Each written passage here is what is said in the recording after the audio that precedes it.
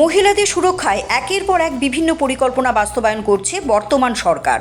এবারে কর্মক্ষেত্রে মহিলারা যেন সুরক্ষিত থাকেন তার জন্য চালু করা হলো সি বক্স পোর্টাল। বুধবার প্রজ্ঞা ভবনে এই পোর্টালের উপর রাজ্যভিত্তিক কর্মশালা অনুষ্ঠিত হয়।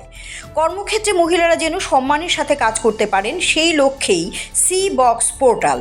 এই বিষয়গুলো পূর্বেকার শ্রম আইনে ছিল না, বর্তমান শ্রম কোডে এই বিষয়গুলোকে অন্তর্ভুক্ত করা হয়েছে।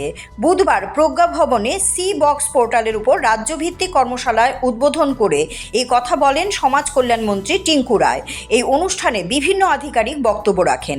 বক্তব্যে তারা ভারত সরকারের মহিলা এবং শিশু উন্নয়ন মন্ত্রকের সি বক্স পোর্টাল নিয়ে বিস্তারিত তথ্য তুলে ধরেন। কিভাবে এই পোর্টালে অভিযোগ দায়ের করা হয় সেই বিষয়টিও এই কর্মশালায় তুলে ধরা হয়। মন্ত্রী টিঙ্কু রায় বলেন, এই পোর্টালের মাধ্যমে কর্মক্ষেত্রে যৌন হয়রানির অভিযোগ দায়ের করতে পারা যাবে। এটি মহিলা কর্মীদের জন্য একটি নিরাপদ এবং গোপনীয় মাধ্যম। মন্ত্রী আরও বলেন, মহিলারা যেন কর্মক্ষেত্রে সম্মানের সাথে কাজ করতে পারেন সেই লক্ষ্যেই এই পোর্টাল চালু করা হয়েছে। পূর্বেকার শ্রম আইনে এই বিষয়গুলো ছিল না, বর্তমান শ্রম কোডে এই বিষয়টি অন্তর্ভুক্ত করা হয়েছে। শ্রম কোডে কর্মক্ষেত্রে মহিলাদের আরও বেশি অধিকার দেওয়া হয়েছে বলে জানান মন্ত্রী টিঙ্কু রায়। এই কর্মশালার বিষয়বস্তু সমস্ত মহিলা কর্মচারী এবং শ্রমিকদের মধ্যে ছড়িয়ে দেওয়ার জন্য আহ্বান জানান তিনি। অনুষ্ঠানে বিভিন্ন আধিকারিকেরা এই পোর্টালের ব্যবহার নিয়ে আলোচনা করেন। কিভাবে এই পোর্টালে অভিযোগ দায়ের করতে হবে সে বিষয়ে বিস্তারিত আলোচনা করেন তারা।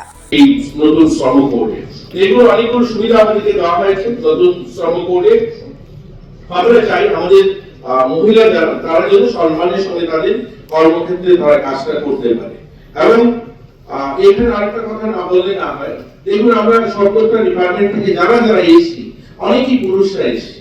এখানে নতুন শ্রম কোড বলছে আমাদের এই যে সি বক্স বলছি আমরা, বা সেখানে আমাদের যে গিভেন যে আমরা কমিটিটা করছি এখানে যেন মহিলা প্রতিনিধিত্ব বেশি থাকে, সেখানে মহিলাদেরকে যেন প্রায়োরিটি দেওয়া হয়। কারণ মহিলা প্রায়োরিটি হলে কি হবে, সহকর্মী যিনি কমপ্লেইন করবেন উনি যখন পুরো সহকর্মী যখন এই দায়িত্বে থাকবে তাহলে সে তার কমপ্লেইনটা করতে গিয়ে স্বাচ্ছন্দ্য বোধ করবে, অর্থাৎ তিনি সহজভাবে তার কথাটা বলতে পারবে। কিন্তু সেই কর্মক্ষেত্রে আজকে পুরুষরা যদি থাকে, সেখানে যে কমিটির দায়িত্বে যদি পুরুষ থাকে তাহলে কি হবে, সেখানে সেই মহিলা সেইভাবে কমফোর্টেবলি সেই কথাটা বলতে পারবে না। এর জন্য আমরা যেখানে যেখানে বর্তমান নতুন শ্রম কোড সেটা বলছে যে সেখানে মহিলাদের প্রতিনিধিত্ব বেশি থাকতে হবে, অর্থাৎ যারা মহিলা কর্মচারীরা আছেন সেই সংখ্যাটা যেন সেখানে বেশি থাকে তাদের প্রতিনিধিত্ব।